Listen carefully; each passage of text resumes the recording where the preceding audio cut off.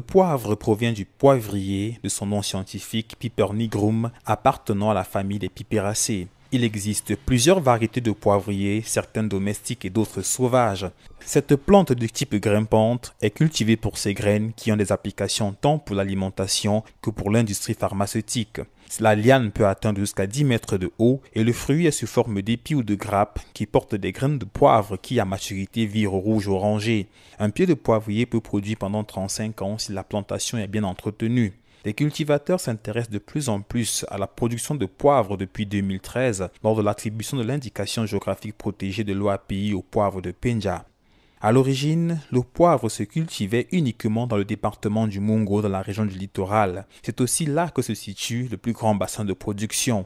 Cependant, de nombreuses initiatives sont menées dans le but de créer de nouvelles zones de production. C'est ainsi que le poivre a pu être produit avec succès dans diverses localités telles que Soa, Akonolinga, Ezeka, Nanga Eboko ou encore Dikinimeki. Le poivrier est une plante de basse altitude qui nécessite de grosses quantités d'eau. Mais il faut aussi noter que sa multiplication en culture se fait essentiellement à partir des boutures car les résultats sont très décevants lorsqu'on utilise des graines. Il faut donc absolument passer par une pépinière parce que le poivrier est très sensible et sa mortalité est très grande. L'acquisition des plants peut se faire soit par achat auprès des pépiniéristes, soit en production personnelle. Il faut savoir qu'en 2015, la production de poivre blanc de Penja a atteint 300 tonnes. Environ 60% de la production a été consommée localement, le reste ayant été exporté vers le marché européen. Du fait de cette forte demande, la domestication de cette variété se répand à travers le pays. Et actuellement, des ateliers de formation à sa culture se multiplient. Il faut donc croire que le marché a encore de beaux jours devant lui. Parce que le poivre est une culture rentable au regard de sa consommation mondiale, vulgariser sa culture est une bonne option pour le Cameroun.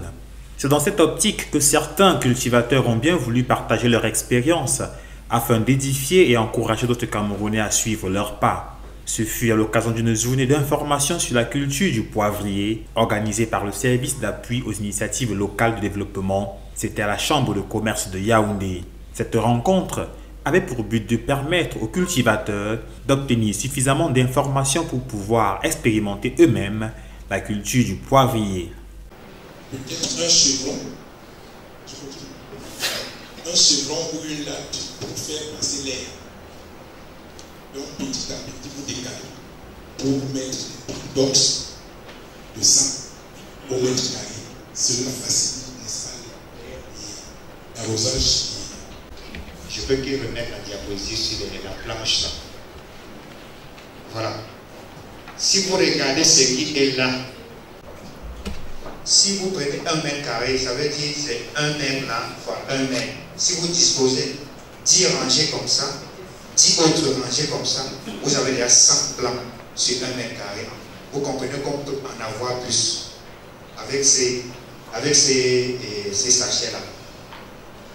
Ça, ce sont les sachets idéaux qui permettent une manipulation au niveau du transport.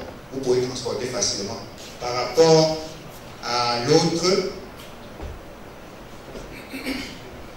ici, les sachets sont un peu plus grands par rapport à d'autres qui sont plus petits.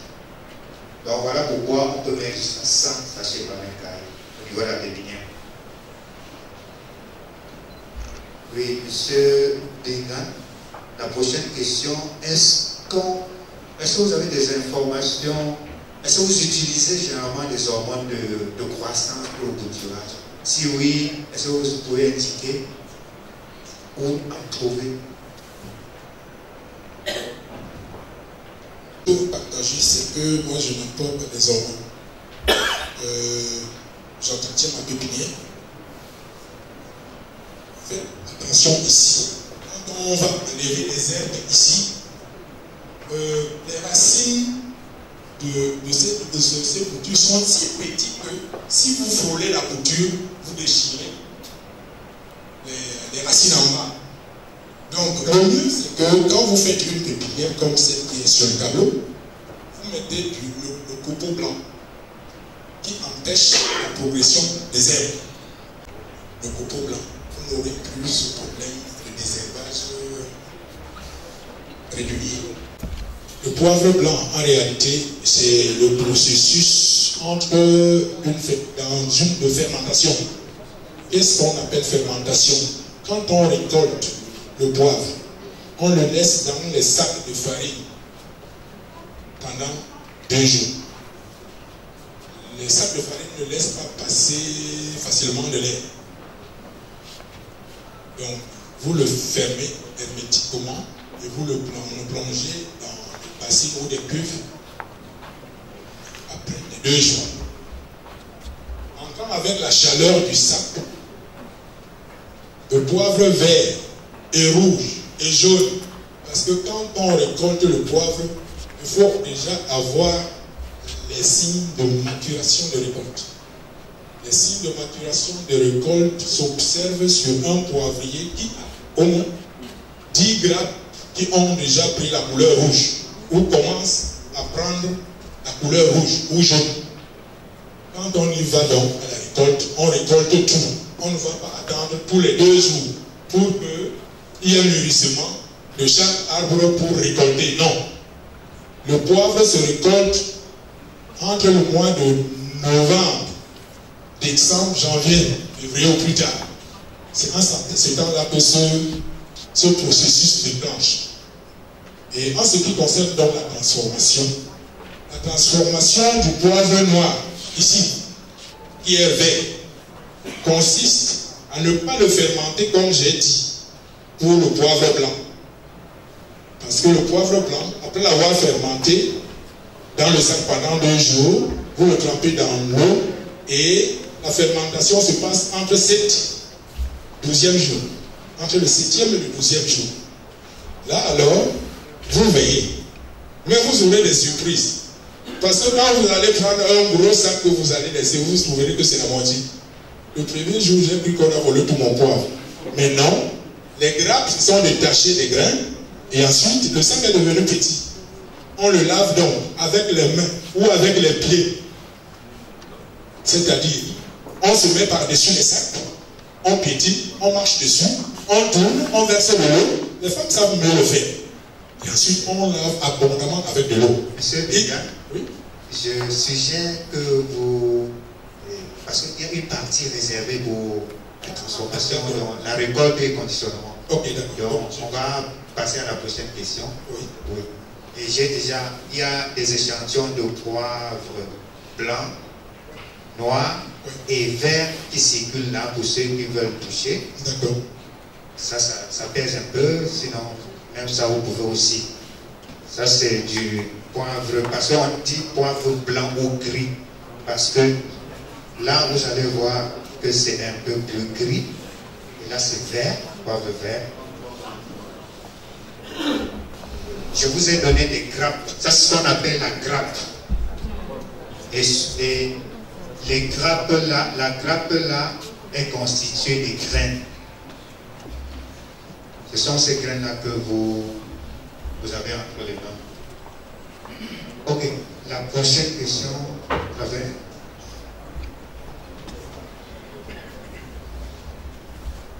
oui, et comment traiter la terre de pépinière? Monsieur Bégan, je crois qu'il a déjà parlé de filière de poule, de compost, il faut mettre. Et aussi, possible, si vous avez un insecticide, les counters, bastions, vous pouvez aussi désinfecter.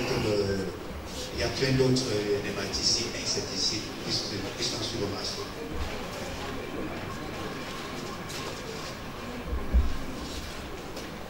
Et l'autre question c'était, est-ce qu'on peut domestiquer le poivrier sauvage? Je crois que vous avez déjà dit quelque chose, sauf s'il y a un élément à augmenter. Ça ne vaut pas la peine. Je pense qu'aujourd'hui, on trouve les semences de poivrier sélectionné. Ne vous hasardez pas beaucoup sur le poivre sauvage parce qu'il ne donne pas les résultats meilleurs. Oui, et Stéphane me rappelle une question qu'on avait oubliée. D'où viennent les plants de poivrier qu'on utilise au Cameroun? Merci. J'aimerais d'abord remercier la personne qui a posé cette question parce qu'elle est pour moi très importante. Dans la mesure où nous ne pouvons pas nous intéresser à un truc alors que nous ne savons pas d'où ce truc-là sort. Donc cette question-là nous permettra de savoir comment nous avons eu le poivre de cette espèce au Cameroun. D'abord, le poivre le poivre Piper negrum, de son nom scientifique, est originaire de l'Inde, en Asie du Sud-Est. Dans les années, ça c'est l'historique de l'arrivée du poivre au Cameroun. Dans les années 1950, le Français Antoine Decré, cultivateur de bananiers plantains à Djombe, a apporté des lianes de poivrier de l'Inde, pensant venir expérimenter au Cameroun, puisqu'il devait se baser là. C'est donc de cette manière-là que le Piper negrum, poivre venant d'Inde, s'est implanté au Cameroun. Avec le temps, donc, cette spéculation a évolué jusqu'à ce que nous arrivons à ce que nous avons au Cameroun, qui est le poivre de Pendia, ou le poivre camerounais reconnu dans tout le monde entier. Hormis cette importation, je peux dire, le poivre a trouvé une terre fertile, un climat favorable au Cameroun, notamment dans cette zone du littoral. La terre, le sol, le climat, l'ensoleillement, la pluie, tous ces éléments-là ont donné la particularité du poivre camerounais. Donc, j'espère que le monsieur qui a posé cette question sait maintenant d'où sortent les plantes de poivrier que nous avons au Cameroun, hormis le poivre sauvage. Merci Stéphane. Et nous sommes ici pour échanger. Je ne sais pas s'il faut prendre encore une deuxième série de questions parce qu'on a beaucoup, il y a beaucoup de voix. On a beaucoup échangé. On passe à la prochaine étape. La question est de savoir, avant de se lancer dans une plantation de poivrier, il faut savoir les spécialistes qui sont sur le panel. Est-ce que leur plantation, à la naissance, ont été brûlées? Parce que, d'après les quelques lectures que nous avons faites, la mise sur pied d'une plantation à travers les techniques que nos parents utilisaient, c'est-à-dire l'abattage, après on brûle la plantation, détruisent quand même l'écosystème, c'est-à-dire que les êtres qui se trouvent dans le sol. Comment eux ils ont fait? Est-ce qu'ils ont utilisé les mêmes techniques ou ils ont créé leur plantation sans passer par la brûlure de tout ce qui a été détruit? Merci.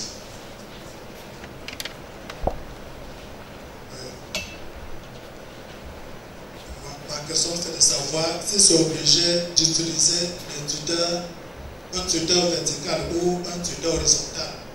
Horizontal veut dire en espagnol avec des cordes solides. Parce que je vois le tuteur vertical des échelles de 5-10 mètres. Et si on ne veut pas utiliser cette échelle, est-ce qu'on peut faire en espalier?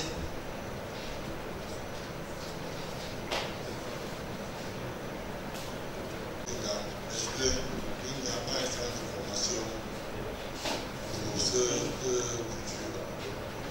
Un centre de formation pour la formation? En culture ou bien pour la pépinière? Pour les deux. Ok. Oui, je suis monsieur Odo. La question c'est de savoir est-ce que, en ce qui concerne les tuteurs, est-ce qu'il y a une licence spéciale pour tuteurs ou par exemple c'est quoi? Il y a une licence spéciale. A insisté sur le planting, c'est-à-dire la date de planting. Il faut absolument planter du 1er avril au 20 ou plus tard, exclusivement. Ça me permet de lui poser la question de savoir si, parce que à tout regarder, je peux me tromper, le 1er avril dans la zone forestière, en tout cas, l'intervalle là, sur le calendrier. Le deuxième volet de la question, c'est de savoir, vous avez tout à l'heure parlé du poivre, plus ou moins en association avec un autre type de spéculation comme le bananier plantain. Quelles peuvent être les meilleures associations possibles avec le poivre? Merci. Forêt et la savane, est-ce que le poivre se comporte de la même manière dans ces deux zones?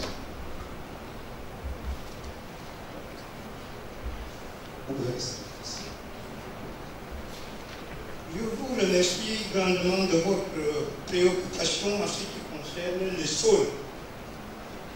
Quand vous voulez pratiquer l'agriculture, il faut avoir étudié le sol, premièrement. Parce que les sols sont surexploités. On va plus loin, il y a des sols acides. Il y a des sols argilo-calcaires, comme le dit la savane là. Des sols argilo-calcaires. Il y a des sols phéralitiques. Voilà les différents types de sols. Alors, en ce qui concerne la savane, vous pouvez planter le poivre à la savane, à condition, je dis bien, à condition que vous ayez un engrais vert. L'engrais vert, quoi? C'est quoi? C'est un arbre, comme il est légumineux, parce que sa féculture est légumineuse. Alors, il y a aussi un engrais vert qui est un tuteur légumineuse, dont son nom scientifique est Lyricidia sepium. Lui, il a plusieurs avantages, c'est-à-dire il est polyvalent. Il est puissant en azote. Si vous l'avez, vous pouvez planter soit dans la terre de forêt, soit dans la terre de savane. Parce que lui, il est puissant.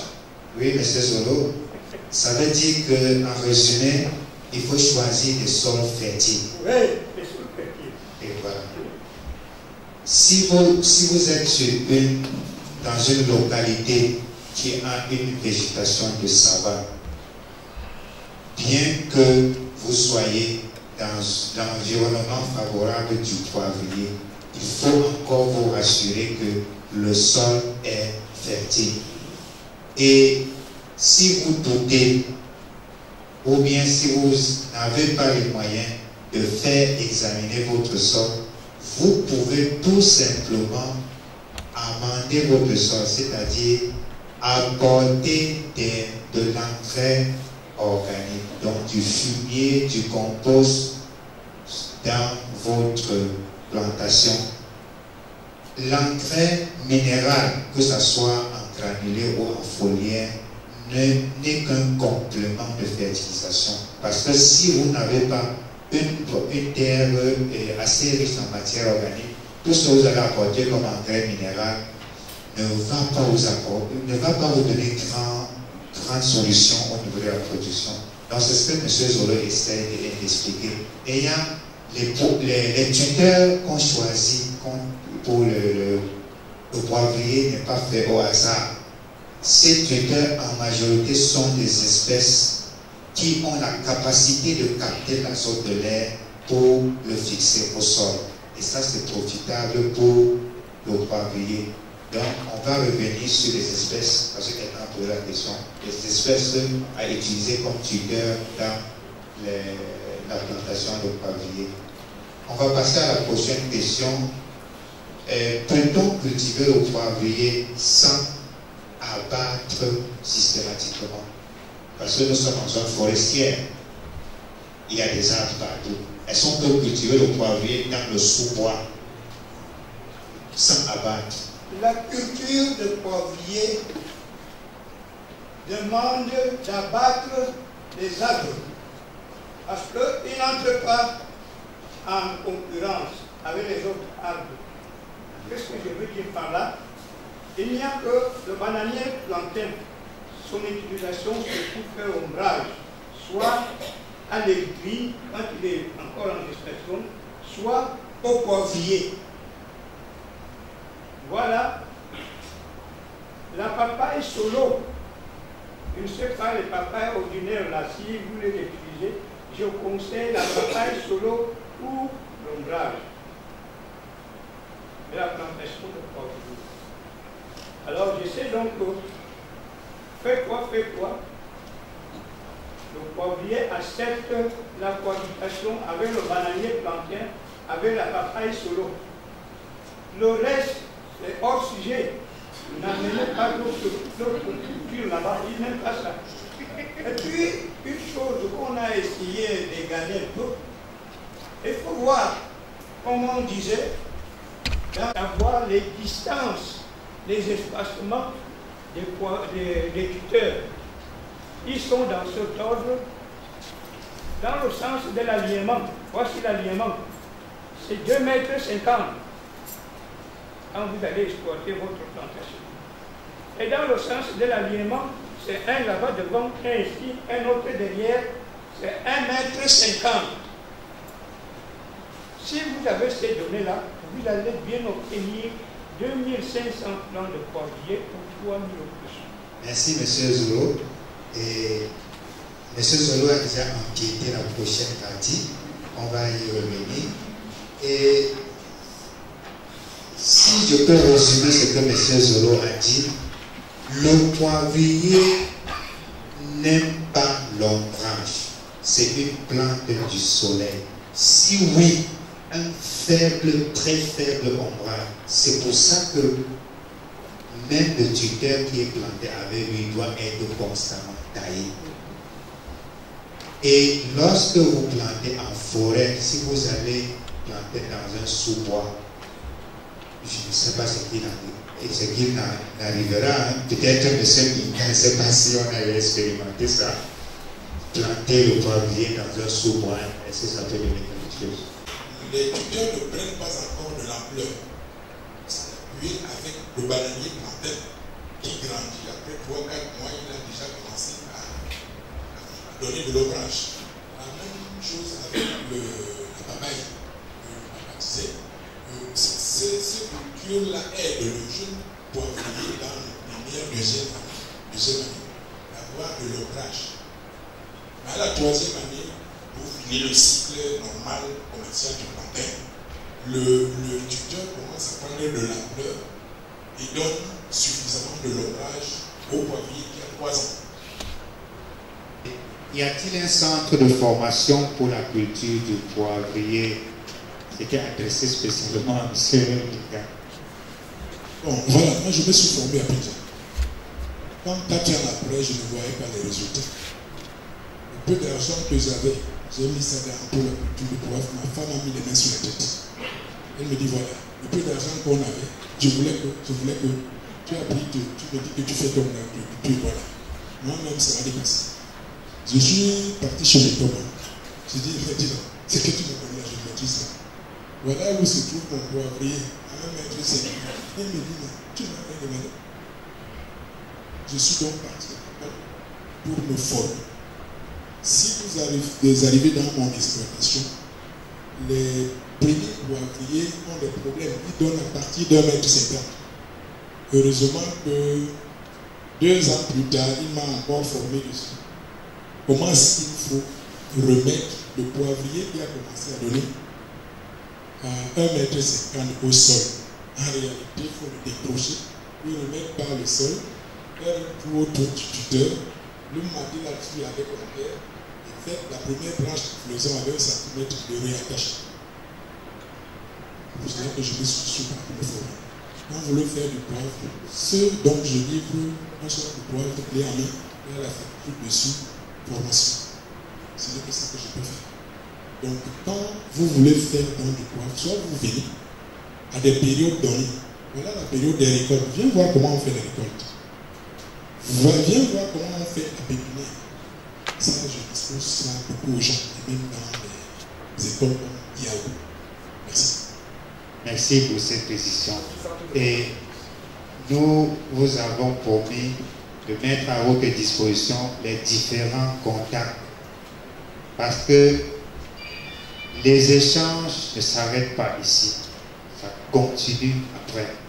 Et notre souhait, c'est que après que vous tirez le maximum de profit dans ces contacts et que demain, qu'on soit fier de dire voilà quelqu'un qui a fait un champ de bois parce qu'il avait assisté un jour à une journée d'information. Le déclencheur est parti de là. Et y a-t-il...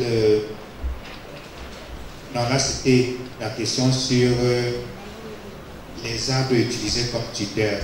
On va revenir dessus parce qu'il y a un passage qui est consacré à ça.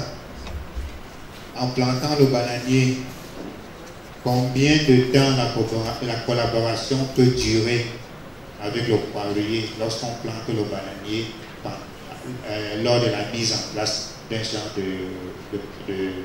de poivrier?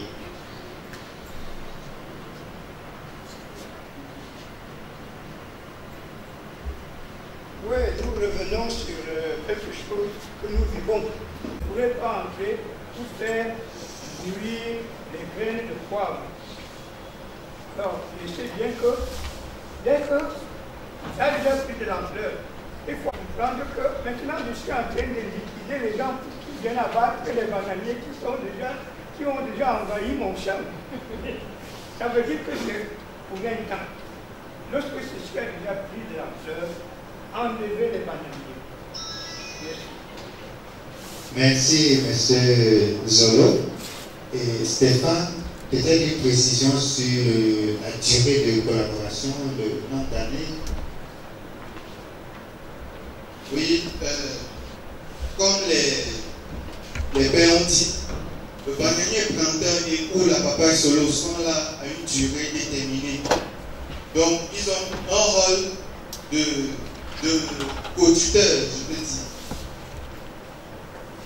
En réalité, le jeune poivrier est très sensible au rayonnement solaire, surtout dans les 3 premières années. Donc, le bananier plantain ou la papaye solo sont là pour ce temps-là.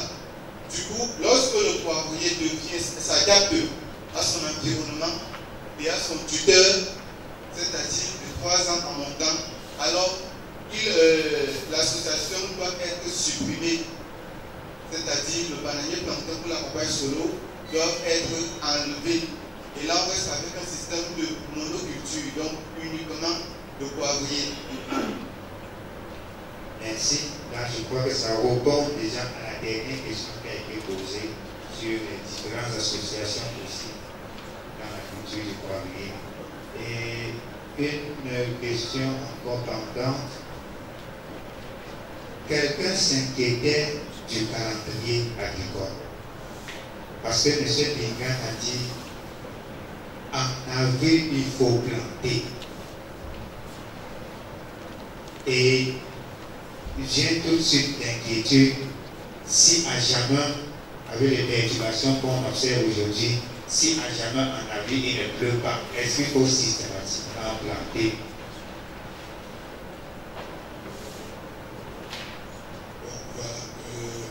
Chaque chose a une heure. Quand vous voulez parler avec le niveau, il faut déjà penser cette information au niveau. Mais ça ne veut pas dire que si le bon serait, je ne peux pas élever ma voix pour les gens. Bon, chaque chose qui a une heure a un temps précis, une période terminée. Je dis que l'expérience que j'ai eue, j'ai planté en mars, c'était l'eau. Je ne peux pas l'appeler ça brûle. Normalement, après, quand il y avait les temps, sans changement climatique, nous pouvons déjà la représentation. Sauf que les cette année, la commencé à pleuvoir le 10 janvier, il n'a pas arrêté. Le poivrier adore les pluies. Le plus tôt possible que tu mets le poivrier au sol avec les conditions qu'il faut installer la pluie, tellement progressé qu'avant la fête de l'année, l'expérience m'a montré que il ne faut pas perdre un moment. Parce qu'il devrait déclencher la première branche de floraison si toutes les conditions sont réunies après 5 mois. C'est-à-dire mai, juin, juillet, août, septembre. Les graines qui sont là vont se transformer en poivrier. Ça ne veut pas dire qu'on peut la planter en mai. Mais je dis en mai déjà, faites attention, plantez très vite. Parce qu'en juin, qu'est-ce que si vous plantez en juin, vous aurez juillet, août, septembre, octobre, novembre, vous êtes en saison sèche. La croissance s'arrête. Vous n'aurez plus de la chance. Pour que votre jeune poivrier puisse déclencher la première branche de floraison. Elle est différente de celle-ci. Elle a une autre couleur. Mais déjà, si vous avez la première branche de floraison sur un poivrier, la transformation est faite. C'est-à-dire, elle n'est plus lumière. Elle est devenue poivrier. C'est pour cela que, à tous ceux dont je donne les conseils, je dis, mettez votre poivrier en pépinière en août. C'est la meilleure période pour que septembre, octobre, novembre, décembre, janvier, février, mars, avril, 8 mois maxi. C'est la durée. En pépinière, donc poivrier. Vous le plantez donc en avril. Mais s'il y a de la pluie, c'est plutôt conséquent. Merci. Voici maintenant la deuxième phase qui est la préparation pour la mise en place d'un champ de poivrier. Nous supposons que quelqu'un a fait sa pépinière ou alors a commandé des plants de pépinière chez un pépiniériste. Alors dans son exploitation, il va commencer par la première étape, le choix du sol. Nous avons dit, nous dirons que le poivrier c'est de l'eau sur des sols bien drainés, riches en matière organique. Il faut aussi, dans le même sens, éviter les sols trop lourds. Nous entendons par là les sols trop argileux et les sols trop sableux aussi, qui ne favorisent pas du tout la bonne pénétration des racines. Il faut éviter les sols marécageux. Nous dirons que le poivre n'aime pas avoir les pieds dans l'eau, communément. Après la préparation du terrain, nous supposons que nous avons délimité le terrain. Nous avons des fouchés abattus, nous avons fait des enlainages, nous avons des parcellés. Maintenant, nous procédons au piquetage. Le piquetage, c'est la matérialisation des sites où se placeront chaque pied de poivrier. Ça se fait à l'aide des tuteurs.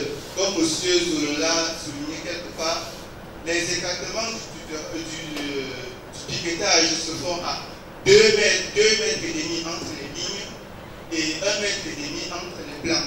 Ce qui donne la figure que vous avez en face de vous.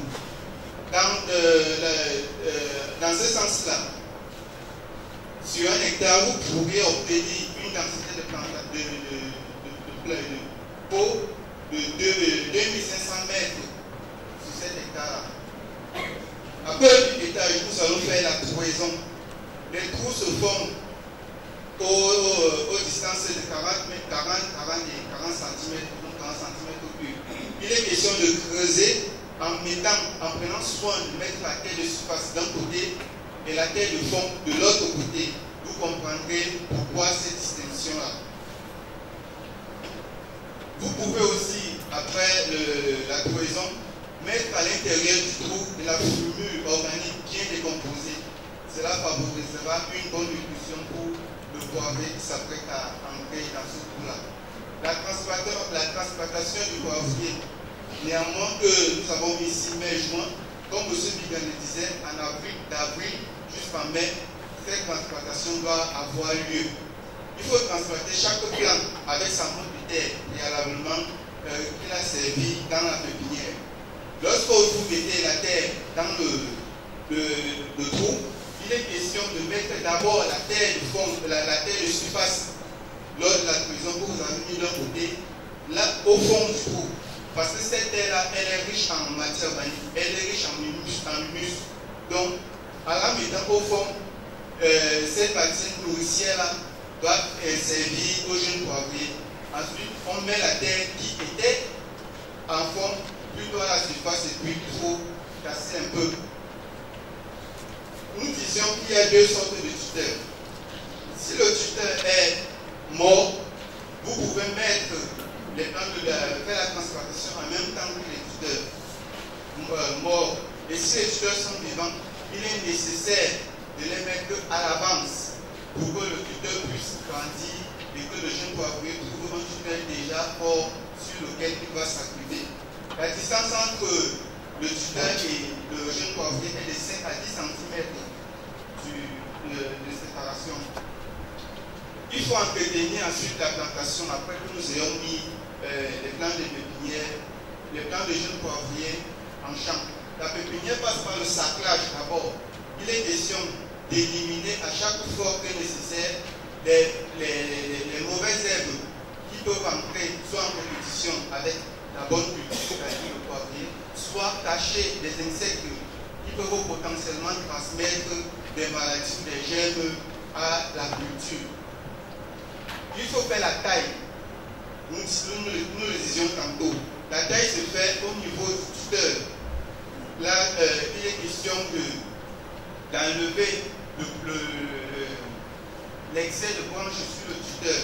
La taille se fait aussi au niveau du poivrier. C'est là, lorsque le poivrier grimpe, comme monsieur le disait, que l'idée de la liane, de la simple liane de poivrier, il est question de faire cette taille-là afin que les blancs et les autres branches se développent. La taille se fait deux fois dans l'année. Et elle a pour but d'abord de laisser entrer le maximum de soleil pour favoriser la maturation des fruits en mois d'avril et mai. Elle a aussi pour but de favoriser, je le disais tantôt.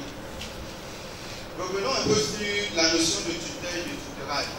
Nous disons d'abord que le tutorage, n'attend pas tutorage. La technique qui consiste à attacher à chaque fois le pied de poivrier au tuteur. Cela permet à ce que le poivrier reste activé au tuteur et évolue. Parlant du tuteur donc, quelles sont ses qualités? Le tuteur doit être solide, il peut être vivant ou mort. Au cas où le tuteur est vivant, il doit être un arbre, un arbuste ayant un enracinement pivotant pour pas gêner l'enracinement du poivrier. Cet arbuste-là contient aussi d'autres qualités que nous avons relevées.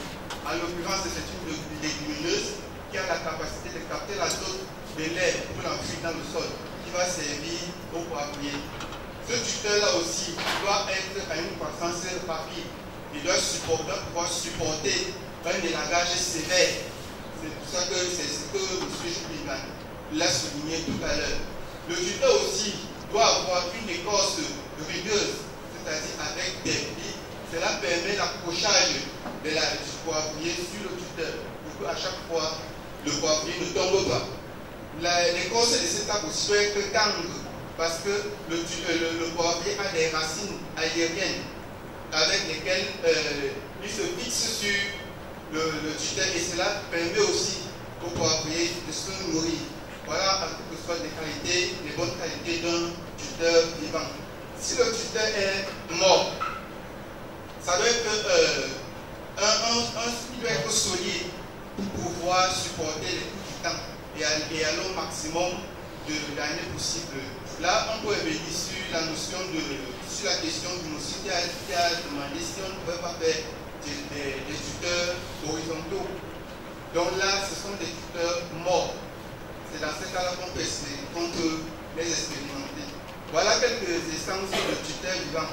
Nous avons les répines. C'est ce qui est le plus utilisé. Monsieur va prendre ce que vous montrez. Donc c'est les répines qui est le tuteur le plus utilisé ici. Il remplit les qualités d'un tuteur vivant que nous avons noté préalablement. Oui, on peut dire que c'est comme la cassia, mais... C'est ça. Si M. Béguin peut nous dire quelle est la taille normale pour un tuteur, est-ce que cette dimension suffit ou bien peu importe? C'est vrai que tout à l'heure je disais que tout est normal ici. La taille commerciale d'un tuteur, c'est minimum 1,50 m. 50. Donc quand tu l'enfuis dans le sol, c'est 20 cm. Il reste 1,50 m. 1,70 à peu près, c'est cette taille-là. Et il peut aller plus. Parce que si moi je fais le remplacement de tuteur dans mon installation, je ne tiens pas trop compte de cette longueur. Je peux aller même à 2 mètres. Voilà. Mais ce qui est normal dans les normes, c'est 1,50 m. Le tuteur a le temps, dans les 3, 5, 6 mois, plancher les branches pour progresser. D'ici 2 ans, il aura au moins 2 mètres, 2,50 m. Voilà. Ok, merci. Nous comprenons que les espèces choisies ne sont pas faites au hasard. Si vous prenez, c'est pas, je parle de dire n'importe quoi, même les palétus pour faire un tuteur, ça ne pourrait jamais donner, quoi. Ok, merci. Oui, nous voyons que, comme monsieur le disait, cette essence a la capacité de s'adapter facilement et de croître rapidement. Donc c'est pour ça que, hormis les autres qualités qui la distinguent, c'est celle-là qui est le plus utilisée.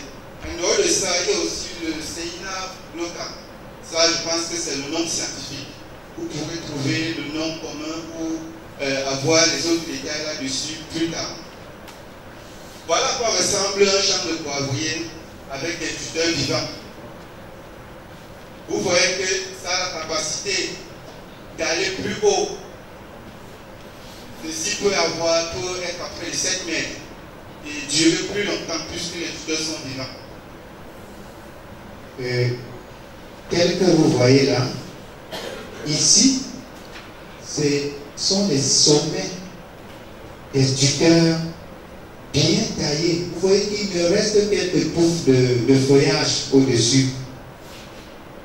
Et ça, c'est cette masse, ce sont les lianes qui sont entrelacées entre elles et qui produisent le poivre, quoi. Donc, si ce n'est pas taillé comme vous voyez là, et avec cette masse de feuillage que le poivrier lui-même produit, vous allez vous retrouver dans une forêt où vraiment ça sera n'importe quoi. Ça ne pourra pas vous aider dans la production.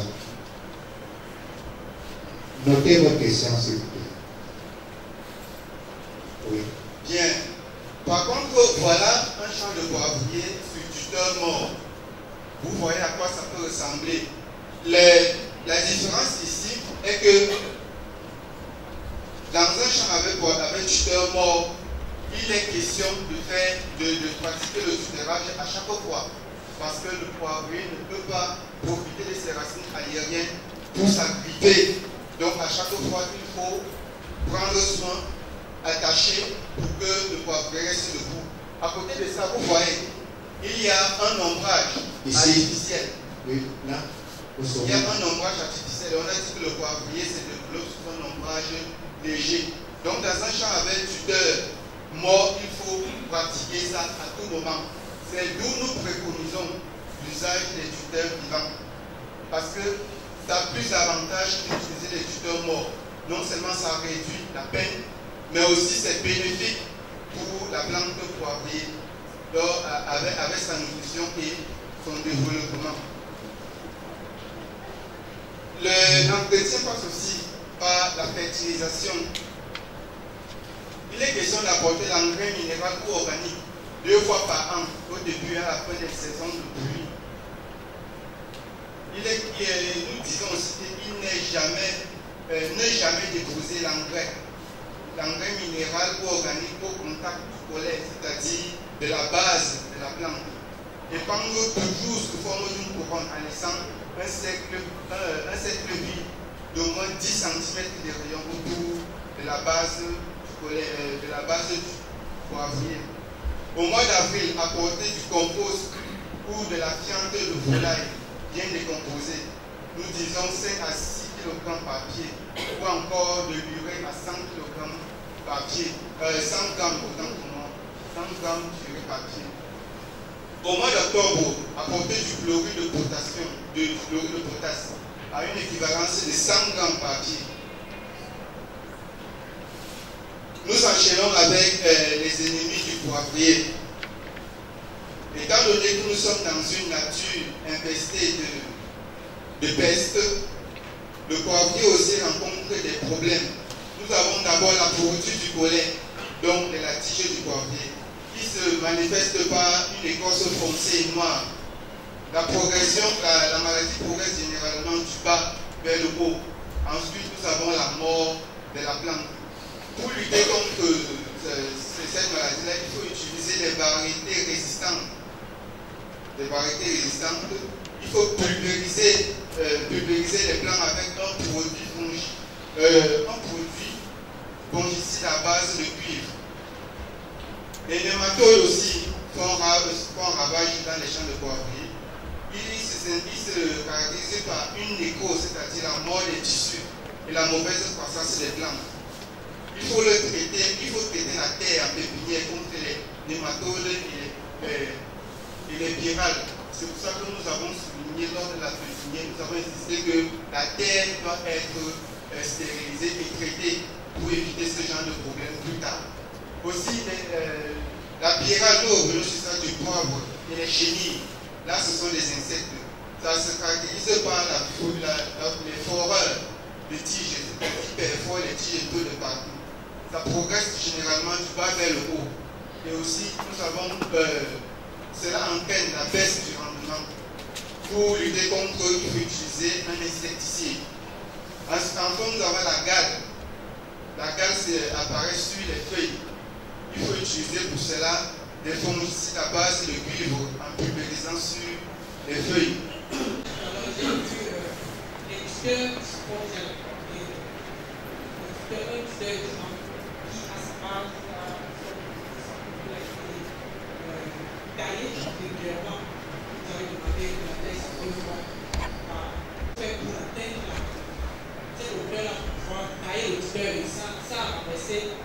Le tuteur et la bière.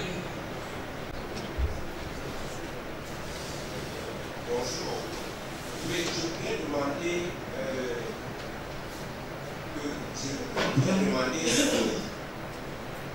après avoir utilisé les tuteurs morts, c'est d'office. Deuxième question, les tuteurs vivants, est-ce qu'ils ne font pas déjà d'environ 7 mètres de hauteur? Est-ce que le temps a remplacé ces tuteurs?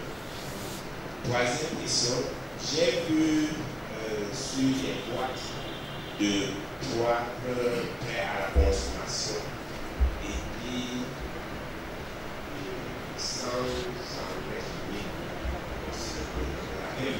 mais on nous dira qu'on va ajouter un peu d'engrais et de fumée.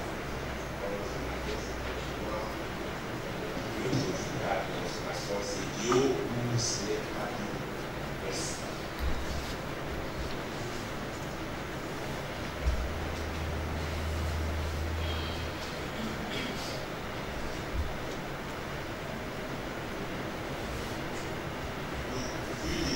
Nous avons en face de nous.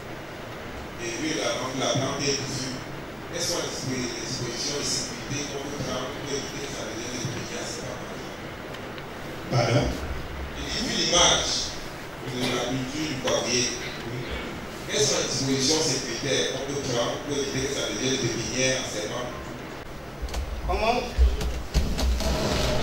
atteindre les hauteurs de l'arbre sans faire tomber le tuteur? D'une manière générale, quand tu cultives le poivre, attends-toi à faire des échelles. Tu ne peux pas voler pour aller cueillir les grappes de poivre qui sont en haut. Et puis, la nature même de cet arbre que nous appelons érythrine, il a un enracinement pivotant, ça va jusqu'à 6 mètres de profondeur. Cet arbre que vous voyez là. Donc il ne peut pas tomber il ne peut pas tomber parce que ses racines ne vont pas d'une manière latérale comme ça. Ils vont directement au sol. C'est pourquoi ne vous inquiétez pas. Votre plantation devrait avoir une échelle mécanique ou bien une échelle en bambou de Chine qui vous permet de monter tant qu'on peut. Vous avez l'assurance que l'arbre en question a un enracinement pivotant, il va jusqu'à 6 mètres. Le vent ne lui fait rien, la tornade non plus. Merci. Merci, M. Zolo. Donc, là, vous répondez directement à l'autre question qui était celle de savoir si le vent ne renverse pas ces tuteurs-là. Et peut-on remplacer, au cas où on a fait sa plantation avec les tuteurs morts, est-ce qu'on peut les remplacer par les tuteurs vivants au cours de la production? Monsieur Bingham. Lorsque je suis parti chez Monsieur Zolo pour la première fois, il n'avait que des tuteurs secs. L'attribution était de lui ramener des écarts, une vingtaine, une cinquantaine. Je me souviens plus. Alors, quand vous serez du métier, vous saurez les techniques. À vrai dire, on ne peut pas tout vous dire ici aujourd'hui. Il y a un noyau qu'on vous dit parce que ça ne se dit pas. Il faut vous accrocher parce qu'il y a d'autres qui sont là pour récupérer. Et ça pour le sait. Il y a une manière de remplacer un tuteur mort. Il y a une technique appropriée pour ça. Commencez. On verra par la suite. Merci, M. Pégal. Je crois que moi, je ne pouvais pas vous dire ce que M. Pégal nous a dit. M. Pégal vous a donné le secret. Parce que même quand vous avez un dossier qui tourne au ministère de je ne sais quoi, ça tourne, personne ne vous dit ça ouvertement, mais lui a dit. Bon, et la prochaine question, et moi je vais répondre à ça. Est-ce que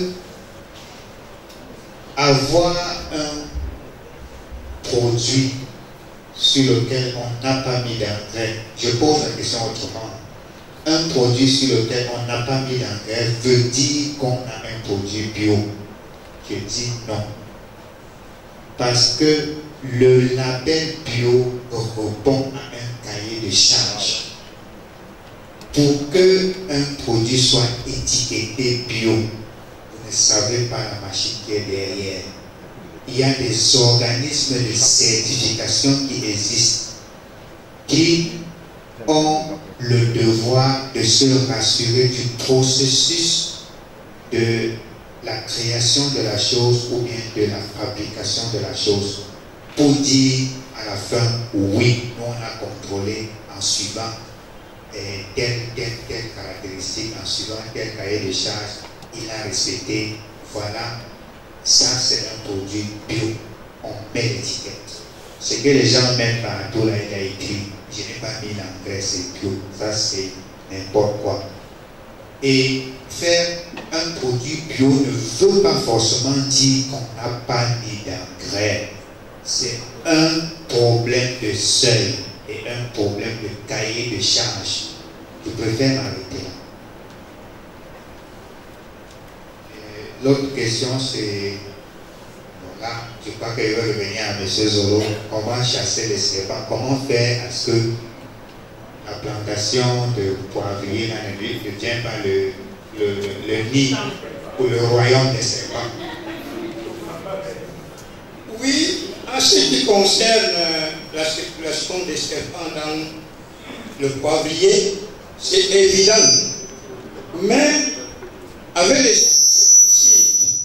des insecticides polyvalents, ça peut pousser, ça peut repousser les serpents. Moi, je ne rencontre pas dans mon champ parce que j'utilise les insecticides polyvalents. C'est comme ça que je peux vous dire. Réellement, avec les instituts polyvalents, vous avez votre champ en paix. Votre circulation est en paix et assurée. Merci. Monsieur Zolo, je voudrais poser la question autrement. Est-ce que vous avez fait un constat que lorsque vous n'utilisiez pas encore les insecticides, il y avait les serpents dans le champ? Le serpent mange tout ce qui est piment.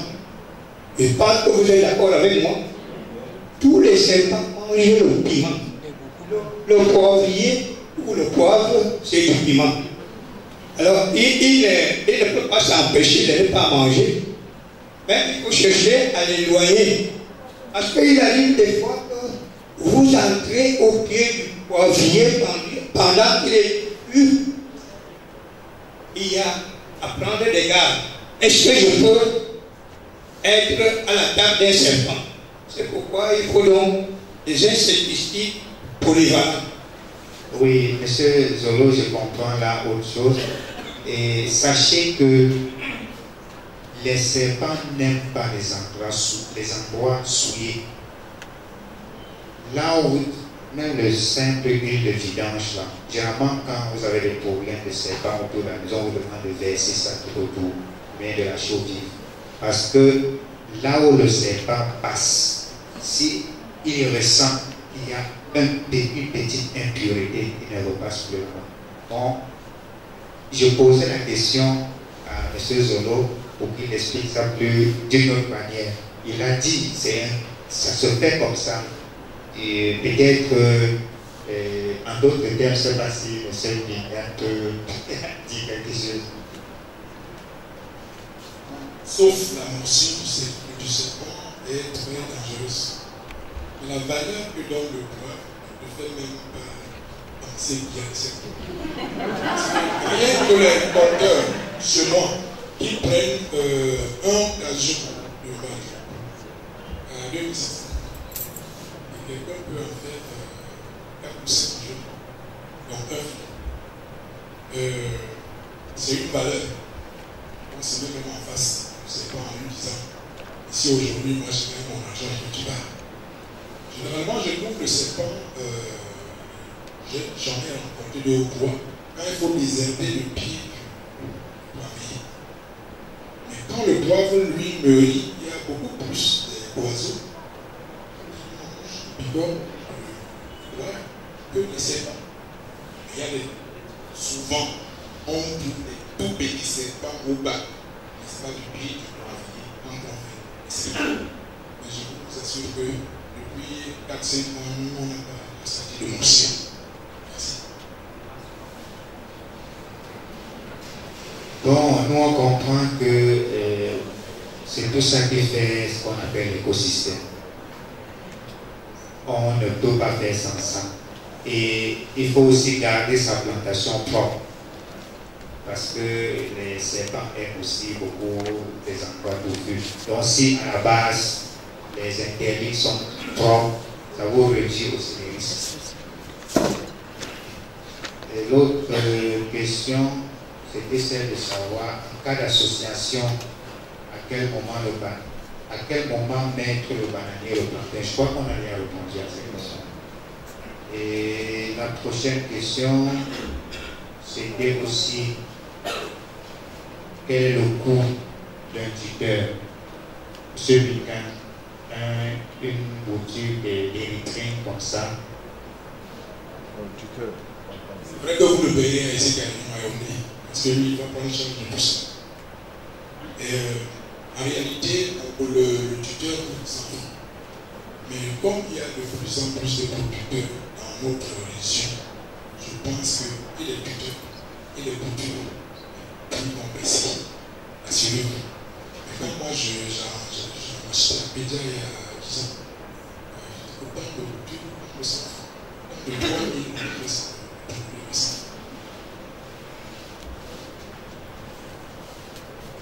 Vous comprenez que quand on a la volonté, la distance ne compte pas. Si M. Bignan est parti des Zeka pour Pédia, Parce qu'il fallait prendre son premier tuteur, vous comprenez que ça vaut la peine. L'entretien de la pépinière, on en a déjà parlé, sauf si la personne n'était pas encore là. Je veux aussi rappeler que il y a ce document, ce support qu'on a prêté pour vous, que vous pouvez avoir, dehors. Il y a la synthèse vraiment de toutes les présentations que vous pouvez trouver dedans. Et il y a l'autre question qui porte sur comment se rassurer qu'un sol est fertile. Là, je vais répondre à cette question. Un sol fertile ne s'ignore pas. Je préfère le dire comme ça. Et ce n'est pas aussi parce qu'un sol a une couleur noire qu'il est fertile. Le sol fertile, sa première caractéristique, c'est la végétation qui y pousse. Si vous voyez un sol où rien ne pousse, il y a problème. Si vous voyez un sol où naturellement il y a des très beaux, des très belles herbes qui poussent là, des très beaux plants, c'est un sol brillant. Vous n'avez pas besoin forcément de faire une analyse chimique du sol. Mais toutefois, si vous voulez faire une exploitation à une certaine échelle, par exemple 20 hectares, c'est pas de poivre. Je vous conseille de passer en ce moment par des analyses de laboratoire pour déterminer exactement ce que votre sol dispose et ce que vous pouvez apporter pour corriger les carences. Sinon, d'emblée, vous pouvez, de manière empirique, mettre les 3-4 kilos de fiente, de compost, juste en prévision, quitte à ce que la plante utilise et laisse les excédents, parce que vous ne connaissez même pas au départ quel est le niveau des éléments nutritifs qu'on a dans le sol. Donc, pour dire simple, si vous voulez faire une exploitation à une certaine échelle, je vous conseille de faire des analyses chimiques. Sinon, l'observation de l'environnement est pour beaucoup dans le choix d'un sol. Si nous pouvons continuer, comment tailler le poivre et à quel moment, n'est-ce pas? La question venait en général sur la taille dans l'exploitation. La taille, c'est-à-dire la taille du tuteur et la taille du poivrier. Lorsqu'on a mis le poivrier en champ, pour qu'il quitte d'une simple liane à un poivrier, il faut le tailler. La taille se fait, de ce poivrier-là se fait environ après la première année. Lorsque le poivrier atteint une certaine hauteur, nous préconisons environ 50 à 60 cm. On doit le tailler pour qu'il ait d'autres branches foliaires. Concernant les tuteurs, lorsque le poivrier est en production, la taille se fait en début de saison de pluie, c'est-à-dire à la période de mai-juin, et en fin de saison de pluie pour le début de la petite saison sèche, c'est-à-dire à la période de juillet-août. Cela permet de faire entrer les rayons de soleil qui vont favoriser la maturation des fruits et on pourra attendre de récolter à partir de décembre. Donc ce sont à cette période-là que se font la taille. Oui, la dernière question est celle de savoir quelle est la durée d'exploitation, la durée de vie d'un poivrier. En combien de temps on peut exploiter un poivrier? La durée de vie d'un poivrier, moi je veux appeler dans un sens technique. Quand le poivrier a grandi et qu'il produit, il y a la décroissance après 15 ans. Il ne peut plus produire comme il produisait dans le cycle de 6 jusqu'à 15 ans. Mais il va toujours produire.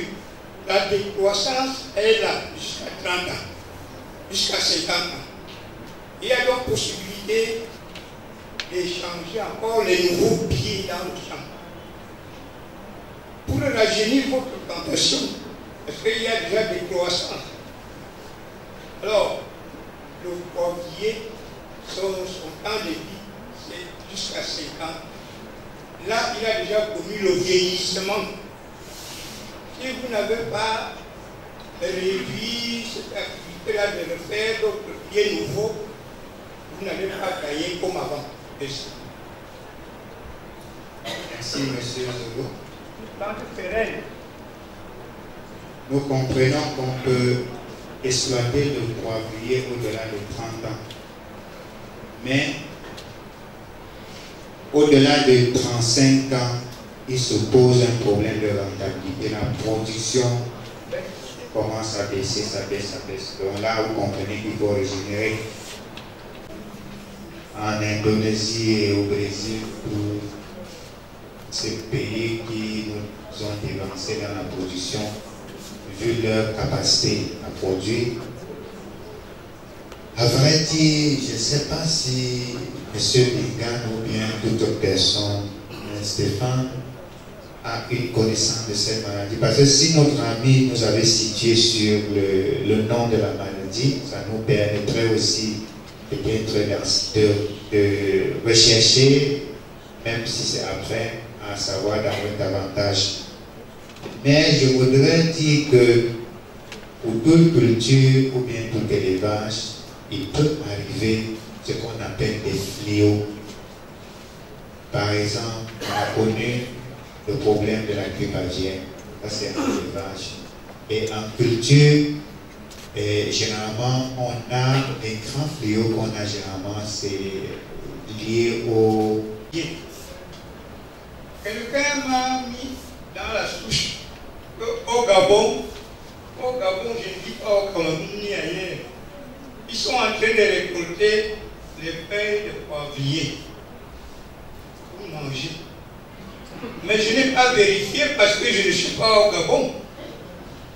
Comme il m'a vu planter le poivrier, il dit j'ai vu ça comment. Mais ce que je sais, évidemment, le poivrier passe dans la pharmacie. Alors je vois mal qu'on peut éliminer les feuilles. Parce que, excusez-moi, vous êtes tous blancs. Hein? Nous les hommes, quand tu es déjà fatigué avec ta femme, il y a dans l'alimentation ce qu'on appelle poids blanc, là on met un produit où vous distillez d'abord les feuilles, vous le mélangez avec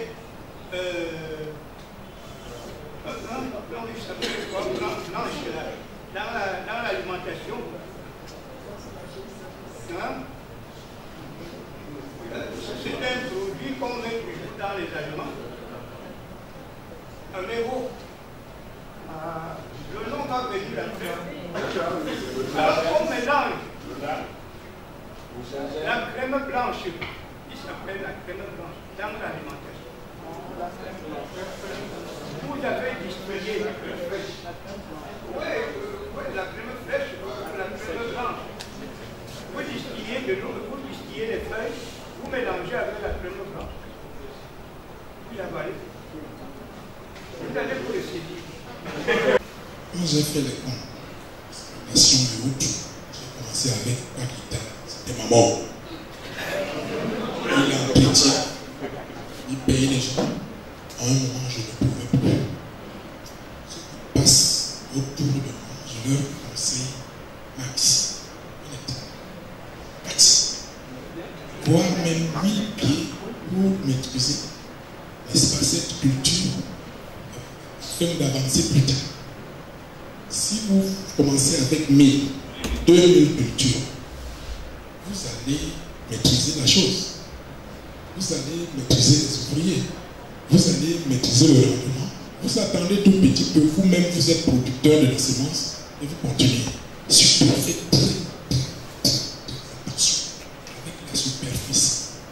Nous qui sommes du monde des petits producteurs, vraiment, d'un hectare pour le moment. Voilà, moi je pense que 4 personnes peuvent employer le poivre pour un hectare. Et si vous en avez autant, vous multipliez, parce qu'il y a trop de tâches. Rien que récolter. C'est pour cela que nous n'arrivons pas à maîtriser le poivre blanc tout blanc. Parce que quand vous commencez la récolte en novembre, février vous trouve là. Alors, quand tu fermentes cette grappe qui est à 80% rouge, l'intérieur est déjà gris. Comment vas-tu maîtriser la récolte à partir de novembre? Tu commences à récolter les verts. D'exemple, tu es là. Janvier, tout le monde fuit, ils s'en vont faire les fêtes. Quand vous revenez, c'est tout est rouge partout. Ça tombe même par terre. C'est ce qui fait que ton poivre blanc devient gris. S'il vous plaît, faites très attention avec les hectares que vous pensez avoir des milliards. Merci, monsieur Miguel. Bon, on va effectivement passer à la partie récolte. Qu'est-ce qu'il faut savoir sur la récolte? Et Stéphane? Oui, ceci c'est la troisième phase dans la production du poivre. Nous avons noté que la première phase est la pépinière, la deuxième phase est la mise en champ, l'entretien, et la troisième phase est la récolte. La récolte se fait déjà entre le 4e et le 5e mois après la floraison, ce qui correspond environ au mois de mi-novembre et décembre que commence la récolte. Le poivrier commence à produire à partir de 3 à 4 ans après la plantation. Tout ce temps-là est consacré, tout ce temps avant est consacré à l'entretien. La récolte peut durer pendant, comme nous le disions tantôt, la durée de vie du poivrier entre 15 à 35 ans ou aller plus. Mais de 30 à 35 ans, il est nécessaire de remplacer. Et aussi, si le champ doit aller aussi loin, il est nécessaire que l'accent soit mis sur l'entretien. Parce que le poivre est très sensible, très exigeant et très capricieux. Donc, si vous voulez aller loin avec votre exploitation, il faut l'entretenir au maximum. Aussi, la récolte de grappes se fait lorsque M. Miguel disait déjà, on constate qu'au moins 10 grappes ont changé de couleur, c'est-à-dire vie, au jaune, au rouge et à l'oranger. Le rendement dans les champs de poivre, à partir de 3 ans, on peut obtenir entre 1 et 2 kg de poivre frais par pied, soit environ 600 à 1200 kg de poivre sur 1 hectare.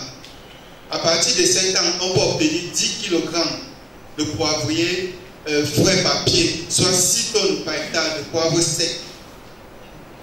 Alors à partir de 15 ans, le rendement commence à baisser petit à petit.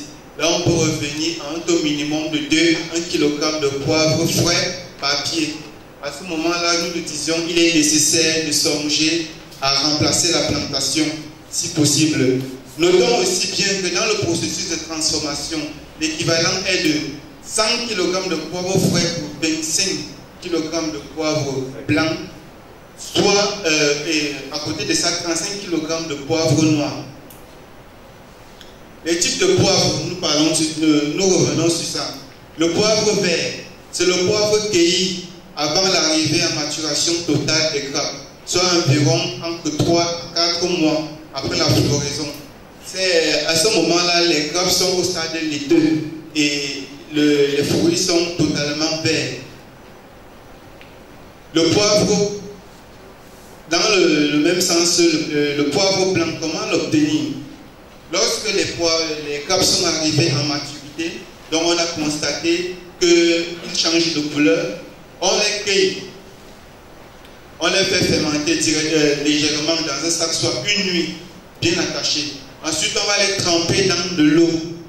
Cette eau-là sera remplacée tous les 2 jours. Le poivre trempé restera en fermentation entre 9 à 12 jours, selon le degré de température qu'il fait en externe. Ça va permettre à ce que la pulpe externe pourrisse et il sera facile à laver. Aussi la graine à l'intérieur du cidre. Lorsque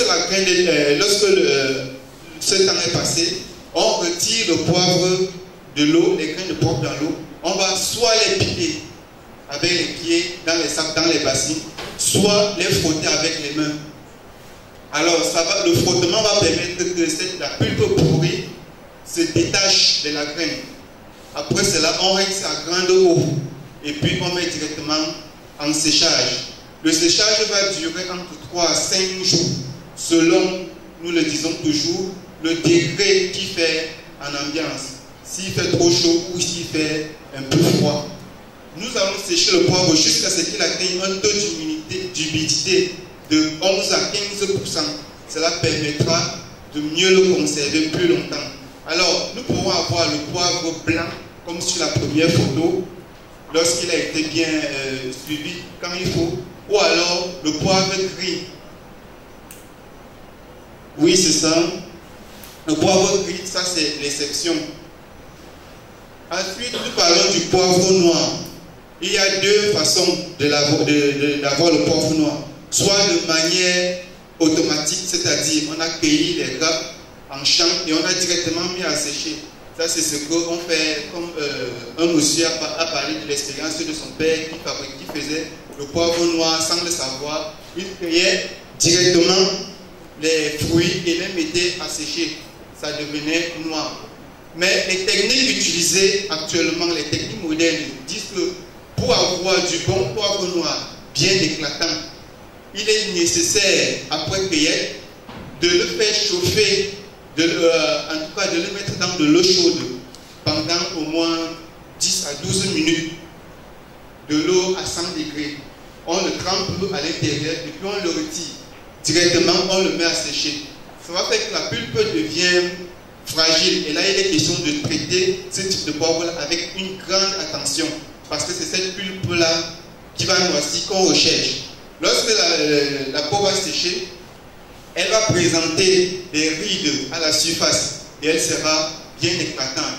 Contrairement à lorsqu'on sèche directement le poivre au soleil après récolte. Mais dans la zone de Bindia, c'est cette deuxième technique-là qui est plus utilisée. Et je pense que c'est la meilleure que de faire la technique automatique, donc cueillir et mettre à sécher directement. Contrairement à ça, il faut d'abord tremper les graines de poivre dans de l'eau chaude pour avoir un bon poivre noir éclatant. La conservation du poivre. Lorsque le degré d'humidité a atteint le minimum que nous préconisons, c'est-à-dire de 11 à 15% d'humidité, il peut être conservé jusqu'à 3 ans. Voilà à peu près les conditionnants, soit dans du plastique, soit dans des sacs. Et il peut être conservé dans une enceinte sèche, bien aérée et à l'abri de l'humidité. On a commencé de la pépinière, de l'entretien, jusqu'à la récolte. Et ce que j'aimerais savoir maintenant, c'est de savoir le coût d'un hectare en passant de la pépinière jusqu'à la maturité, donc jusqu'à 7 ans. Je voudrais savoir le coût. Parce que de 0 à 7 ans, je ne peux pas encore gagner de l'argent. Et maintenant, si je m'engage, je veux savoir ce que je dépense de la pépinière durant les 7 ans d'entretien. Je veux parler du poivre blanc. Je l'ai vu tout à l'heure dans un sachet. J'aimerais savoir comment il est conservé et combien de temps il peut tenir. Bon état.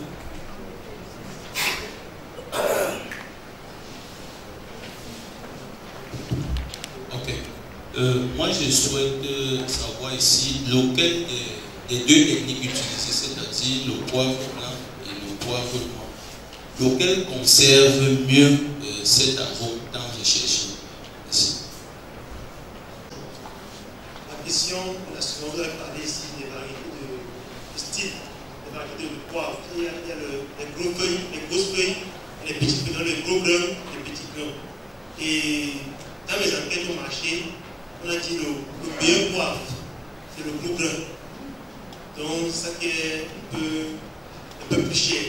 Et vous avez dit que c'est le petit grain qui produit le plus. Lorsqu'on récolte tardivement, on obtient le poivre qui est gris. Je pense que c'est ça. Je voudrais savoir quelle est la différence de saveur entre le poivre gris et le poivre blanc. Je vais juste en profiter pour demander, parce que la question me fuse comme ça. Est-ce qu'il y a un programme national de vulgarisation de cette culture-là? Merci. J'espère que le coût va diminuer. Mais quand on demande à quelqu'un que faut-il mettre pour 1 hectare de poivre, c'est pas limité. Alors là, tu dis il faut attendre 7 ans. Non. Avant, en réalité, le poivre commence à donner au-delà de la deuxième année. Tout petit peu. Mais il monte tout petit peu parce qu'un détail important. Tu auras 3 kg. C'est-à-dire, si tu as 3 kg dans un poivre, c'est qu'il a donné gauche. C'est-à-dire, la première branche de floraison doit commencer à 20 cm et la hauteur totale entre 5 mètres de hauteur. Ton petit poivrier, il commence à donner à 1,50 m. Il n'aura jamais ça. Monsieur Zolo, combien vous avez conditionné le poivre vert là dans le sachet? Pour conserver le poivre vert, il faut de l'eau, il faut du vinaigre, il faut du sel. Nous disons couramment eau vinaigrée salée. Et s'il n'est pas encore conditionné, parce que quand vous le conditionnez, vous déchirez ce papier, vous versez le contenu dans un bol. Il faut que la nappe d'eau soit supérieure par rapport à la nappe du poivre. Pour 1 kg comme ça, une cuillerée à soupe de sel, une cuillerée à soupe de vinaigre. Si vous avez un peu de cognac, vous ajoutez une cuillerée à café de cognac. Parce que le vinaigre, le sel sont dans le poivrier vert comme la teinture d'iode et l'alcool dans une plaie pour ne pas pourrir. Je pense que vous me suivez bien. Il peut changer de couleur, mais il ne va pas changer de goût. C'est pourquoi donc le poivre vert est exclusivement pour la charcuterie, c'est-à-dire les grandes viandes. Même le poivre noir, ils sont exclusivement pour la charcuterie. Ils entrent dans la parfumerie pour les huiles de beauté des femmes. Voilà, on le dépulpe donc pour qu'il devienne comme ça blanc. Mais on le consomme aussi à la cuisine. Un blanc est venu me dire, mais d'où vient ce poivre très fort comme ça? Je lui dis, ça vient de chez moi.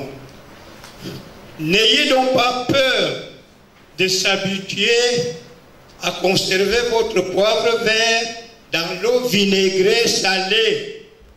Il peut vous faire 6 mois jusqu'à l'épuisement. C'est ça que je voulais répondre à madame. Merci. Merci. Et je voudrais une précision. Pendant les 6 mois, est-ce qu'il faut remplacer cette eau ou bien c'est la même eau qui reste? Vous voyez autant de fois que vous puisez. Ça veut dire qu'il tend à finir. Vous pouvez changer l'eau et remettre le vinaigre et le sel. Vous pouvez changer l'eau quand il a déjà fait peut-être 2 mois. Merci. Et la prochaine question, c'est vrai que ça rejoint une autre question. Entre le poivre noir et le blanc, lequel conserve mieux l'arôme?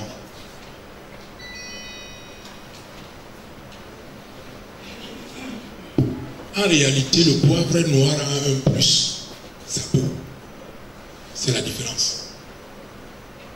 Est-ce que la peau a d'autres vertus? Stéphane va répondre. Parce que le poivre blanc, lui, il est dépouillé de cette peau.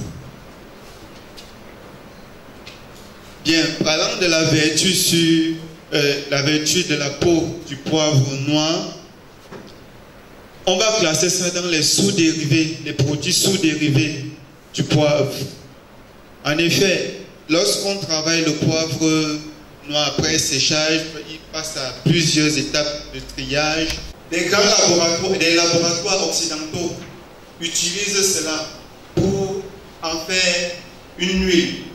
En fait, le poivre, malgré qu'il soit une graine, possède une huile, possède des lipides. Mais ces lipides-là sont de très faibles quantités et se trouvent aussi dans la peau. Alors, pour ne pas jeter cette peau-là, on les utilise par distillation et on obtient cette huile-là qu'on appelle l'huile essentielle de poivre. Cette huile-là est utilisée en cosmétique, en grande partie, et aussi en pharmacologie.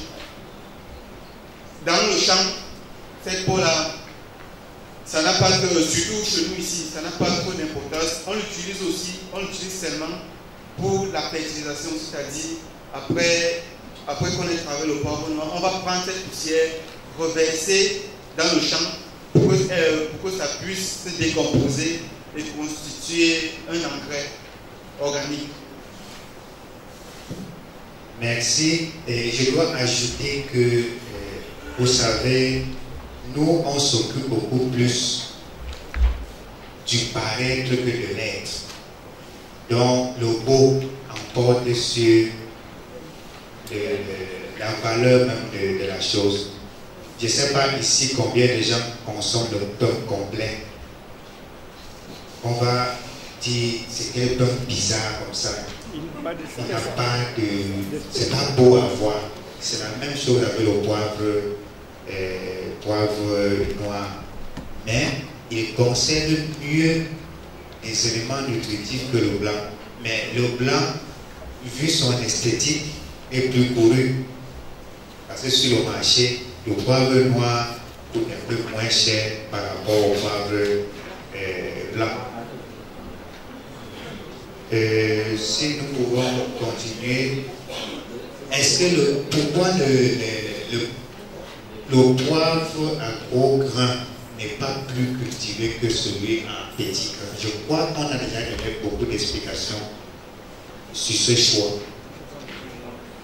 Ok, Stéphane doit encore dire quelque chose. Sur la classe commerciale, lorsqu'on parle de poivre gros grains et petits grains, c'est différent de lorsque nous sommes dans le champ. Dans le champ, il est question de variétés. Or, sur le marché, ce n'est pas forcément ça. Parce que les grands producteurs de poivre au Cameroun font cette distinction-là. En réalité, il y a une phase dans le traitement qu'on appelle le calibrage.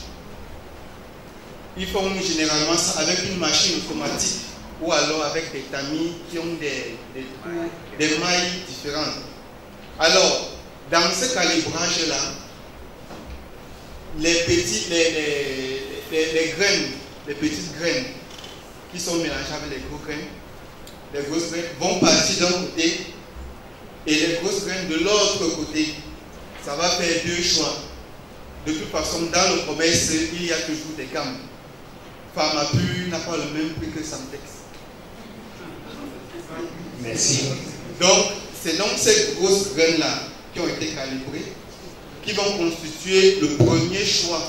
C'est pour ça que ça sera plus cher que les petites graines qui sont parties de l'autre côté. Cela va faire le second choix. Donc, en termes commerciaux, voilà la différence entre les grosses graines et les petites graines, qui sont différentes des grosses graines et des petites graines en champ. Merci pour la précision. Pour quelqu'un qui n'a pas une rivière derrière sa plantation ou bien derrière sa maison, comment ou trouver l'eau pour le trempage? on construit des bacs appelés bacs à trempage, comme un bac à lavage, mais qui sont de forme rectangulaire, avec un trou par l'autre côté. Vous devez donc approvisionner ce bac-là, qu'il soit rempli et que les sacs de poivre sont dedans. Voilà un premier procédé. Il faut vider tous les 2 jours pour renouveler l'eau. Si vous n'avez pas un bac de trempage, vous prenez les fûts, un fût rempli d'eau. Vous mettez vos sacs là-bas. C'est la même chose que l'eau qui devait couler derrière votre maison ou la construction d'un bac à trempage. Vous allez voir que dans la suite des bacs, il y a un bac à séchage. Cela veut dire là, après avoir dépouillé la pulpe du poivre, vous venez vous verser le contenu sur le bac à séchage. Le poivre va sécher.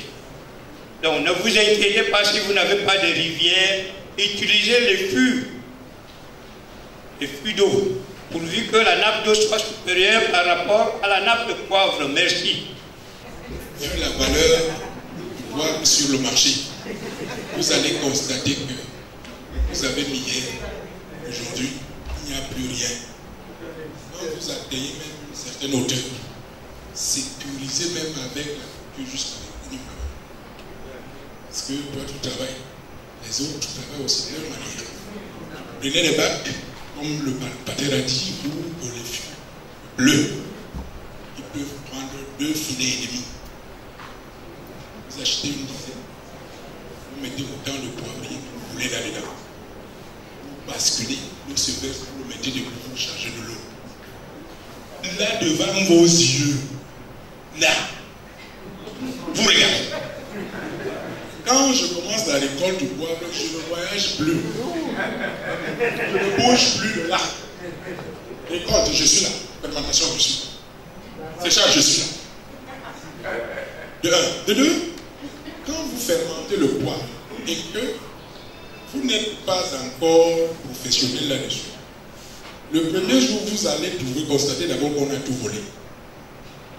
Parce que le poivre que vous avez sorti champ, pesé à 100 kg, on va d'abord donner 25. Et ensuite, le volume va diminuer. Si le premier jour, il remplit la bassine de 100 litres, le deuxième jour, c'est la moitié. C'est parti où? C'est le soleil. Donc, ne mettez surtout pas dans la rivière. Vous n'allez rien retrouver. Y a-t-il un programme au niveau du gouvernement qui s'occupe du poivre? Je ne sais pas, vous qui êtes acteur du terrain, est-ce qu'il y a un programme qui s'occupe du poivre au niveau du Minader? Je ne sais pas. La question que vous posez, s'il y a un programme dans le poivre, m'a fait couler trop de salive et d'encre lorsqu'on préparait le comice national des boulevards.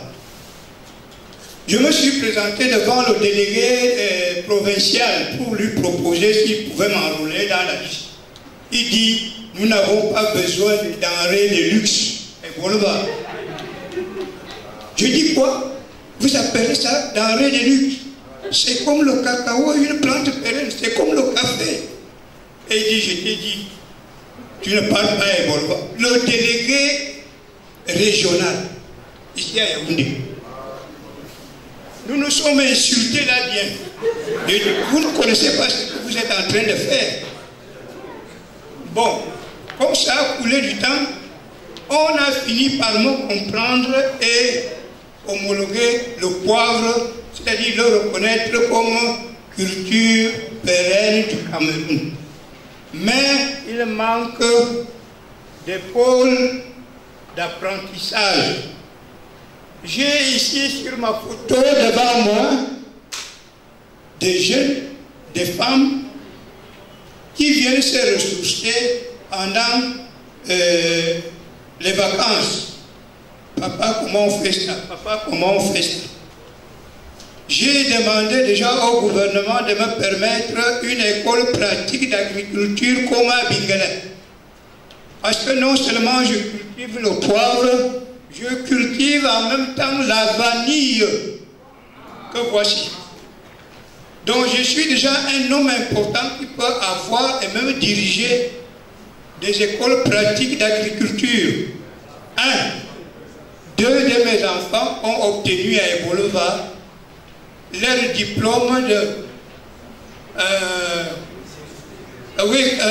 supérieur, technicien supérieur d'agriculture.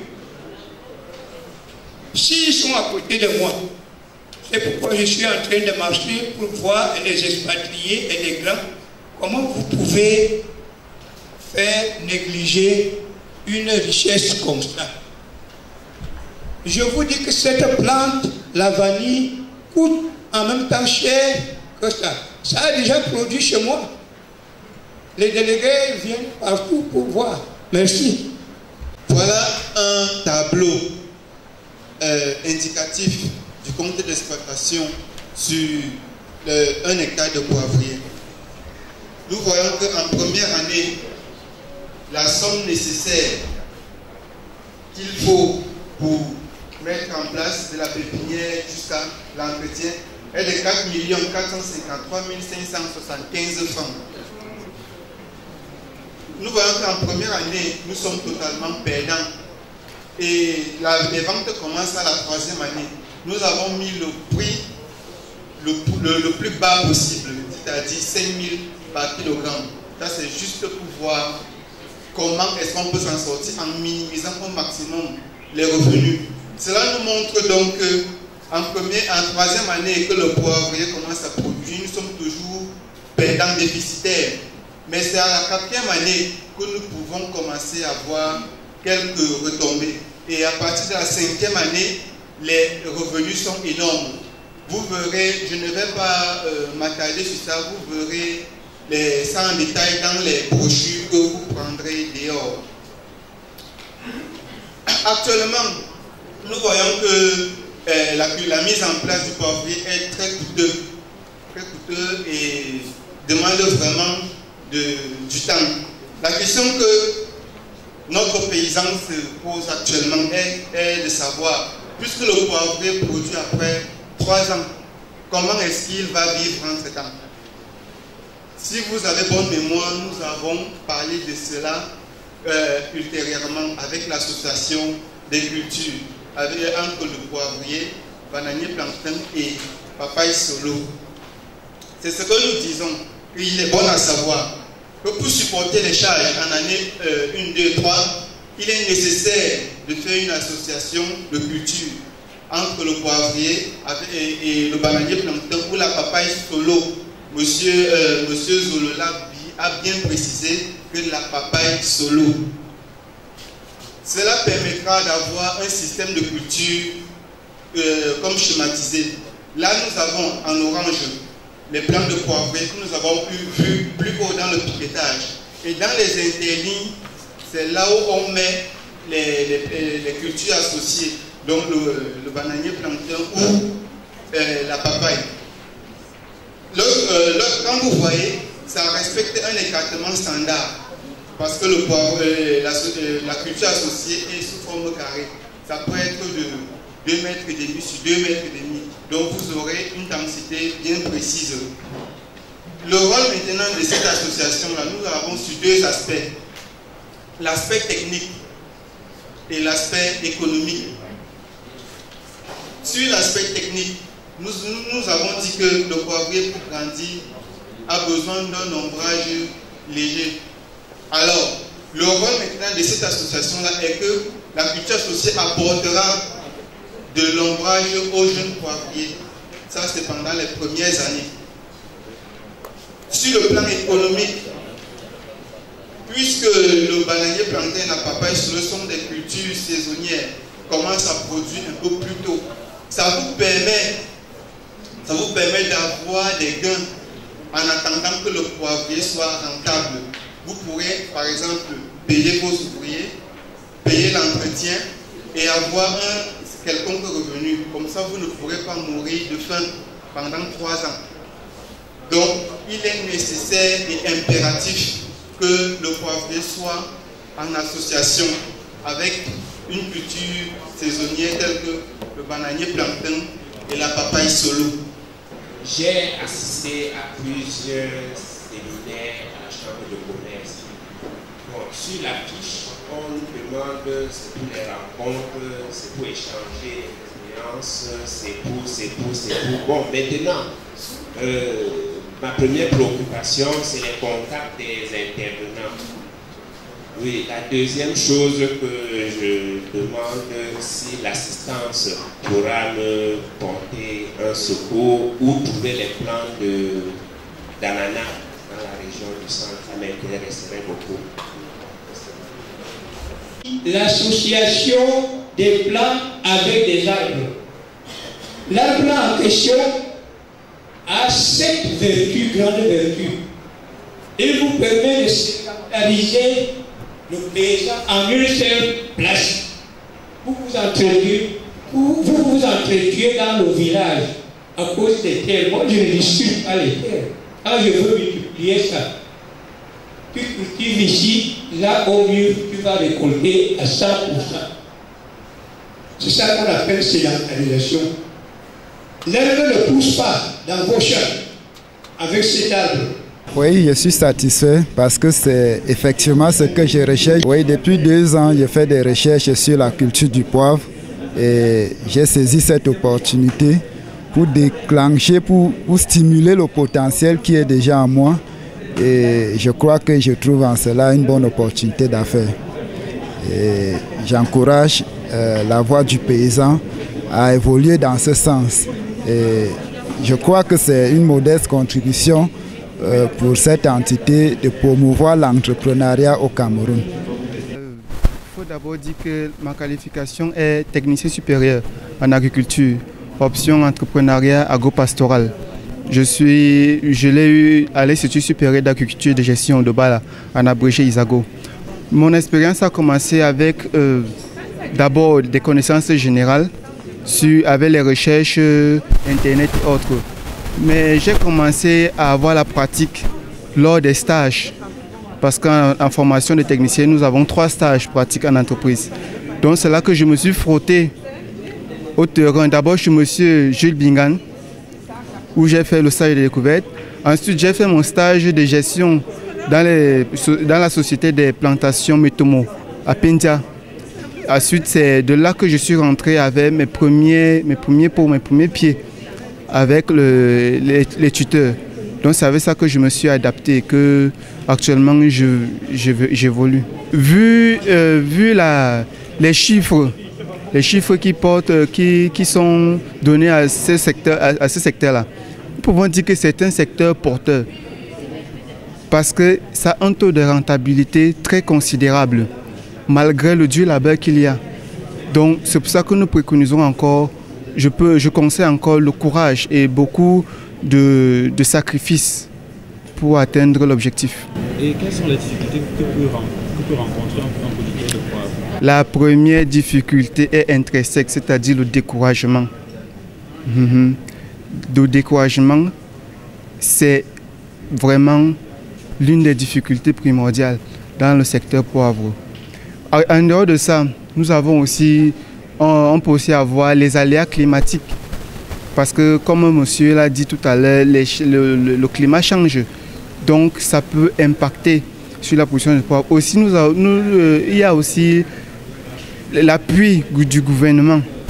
Il est vraiment question que le gouvernement camerounais mette un accent particulier sur cette spéculation-là. Parce que c'est un secteur à très fort revenu. Si on oriente plus de politique là-dessus, je suis sûr que plusieurs Camerounais vont sortir du chômage et vont s'auto-employer. Et pourquoi pas employer leurs frères et cousins et amis.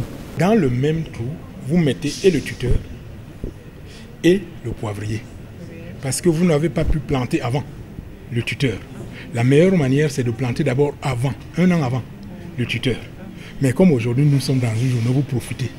Donc vous disposez donc de façon inclinée vers le tuteur, voyez, le poivrier. Vous le laissez à ce qu'il commence à grandir parce que là, sa taille est encore limite. 2 ou 3 feuilles après, vous l'attachez solidement sur le tuteur. Avec une matière plastique. Pas une corde qui est raide ou le fer, non. Oui, le scotch par exemple, mais il ne tient pas beaucoup, le scotch à papier. Oui, non, les plastiques rayés là, les plastiques rayés de 50-50 là, vous découpez ça comme vous voyez les rayures là, oui, vous en bande, vous l'attachez solidement jusqu'à ce que là où ça pousse soit collé au niveau du poivre. Vous comprenez? C'est ça. Voilà. Et maintenant, qu'est-ce qui va couvrir? Non, ça c'est l'expérimentation. Vous plantez ça à côté de votre maison. Voilà, peut-être là, le fait que vous arrosez tous les jours, pendant la saison sèche, va faire profiter votre jeune plant à ne pas mourir. Laissez d'abord le problème. Actuellement, comme il y a les pluies, non. Mais quand il va affronter la saison sèche, étant à côté de la maison, il faudra l'arroser. Bon, maintenant, si c'était un champ de papaye, tel que vous avez dit qu'on peut aussi planter, ça veut dire qu'on plante le papaye 1 an à l'avance. Oui, vous commencez à exploiter, non? Oui, ça dit je plante les papayes. Au lieu de broussailler. Oui, le papaye. L'année prochaine, oui. C'est à ce moment que je mettrai ça. Oui, il trouve l'ombrage sur place. L'ombrage sur place. Mais il faut faire attention avec le papaye. Il faut d'abord savoir est-ce que le papaye solo réussit. Bon, ça dépend. Moi, j'aime beaucoup plus le plantain. Mais si vous voulez la papaye, que ça se vend au marché, comme la papaye solo, non, vous mettez la papaye solo.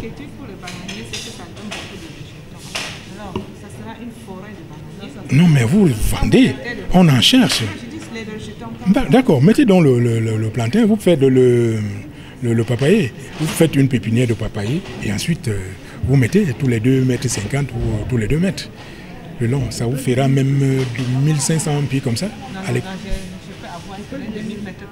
Ah d'accord, bon, c'est qui... Oui, non, c'est bon. Mais de toute façon, appelez un technicien, ne le faites pas seul. C'est très important parce que ça prend des sous énormes. En tout cas, je ne vous fais pas peur. Mais j'ai dit, appelez un coup de téléphone, je viens vous aider à disposer. Écoute, mais si c'est pour soutenir une sœur qui voudrait absolument avoir un peu de poivre, pourquoi pas? Je peux planifier mon... Non, je planifierai mon rendez-vous, je serai là. Je suis à Yaoundé tout le temps. Oui, je ne coûte pas cher, mais je serai là. Je serai là pour votre réussite. Pouvez-vous nous parler un peu de votre expérience dans la culture du poivre? Écoutez, la culture du poivre, c'est l'une des meilleures cultures que j'ai pu remarquer. Et je suis dans mes profonds regrets que le Cameroun n'a pas un programme pour ça. Et si vous faites 1000 pieds à 2000 pieds de poivre, ça ne vaut pas la peine d'avoir 2 ou 3 hectares de palmeraie. Franchement, c'est une culture que j'invite les uns aux autres à faire franchement. Oui. Alors quelles sont les difficultés qui pourraient freiner peut-être l'engouement d'un producteur? Écoutez, il n'y en a pas. Moi je pense que tout producteur doit commencer avec une petite surface d'expérimentation. À travers cette petite surface, il peut agrandir, n'est-ce pas, son exploitation petit à petit, jusqu'à avoir des boutures et la semence qu'il faut pour progresser. Moi je n'ai pas vu... dans ma pratique, là, dans mon village, là, ce que je fais, quelque chose qui peut, n'est-ce pas, me contraindre à abandonner, quoi. J'encourage même les gens à commencer par 250 pieds ou 500 pieds et après 2 ou 3 ans, bon, ils continuent. On vient de suivre justement un séminaire sur la culture du poivre et on se rend compte qu'il n'y a que le poivre de Benja qui est labellisé. Déjà, pourquoi est-ce que le poivre de Benja a été labellisé? Le poivre de Benja a été labellisé sous l'indication géographique dédiée à ce nom-là, indication géographique dédiée au poivre de Benja, tout simplement parce que la zone de Benja a une caractéristique particulière qu'on ne trouve nulle part. La zone de Benja est sur des zones de terre volcanique et ces terres volcaniques donnent au poivre une caractéristique propre à cet environnement-là. Donc, ce qui veut dire que si vous faites le poivre dans d'autres localités, ça va produire, mais ça n'aura pas sa petite particularité, cet arôme de plus que le poivre de Penja dispose. Le poivre aujourd'hui se cultive déjà dans la région du centre, c'est ce qu'on a eu à découvrir et à démontrer aujourd'hui avec tout le panel qui était là. Mais est-ce que ça veut dire que ce poivre est de mauvaise qualité? Non. Il y a seulement un petit plus qu'on retrouve au niveau du poivre de Penja, qui est au niveau de l'arôme. Le poivre qui est cultivé ici à Soa, à Nzeng, à Ndikinemi ou bien à Batienga a aussi un arôme parfumé. Mais il y a cette petite différence au niveau de cette saveur qui est un peu plus haussée en ce qui concerne le poivre de Penja. C'est ce qui lui donne cette indication qui est reconnue aujourd'hui sur le plan mondial. C'est la même chose que le miel d'Oku dans le nord-ouest. Est-ce que ça veut dire que le miel qui est cueilli à Maroua, le miel qui est cueilli à Bafia n'est pas du bon miel? Non, c'est juste que le miel d'Oku a une petite quelque chose en plus que d'autres. Non, c'est la même chose avec le poivre. Au terme de cette formation, il va sans dire que les participants ont reçu les armes nécessaires pour se lancer dans l'activité sans crainte. La production camerounaise devrait en effet ressentir les effets positifs dans les prochaines années.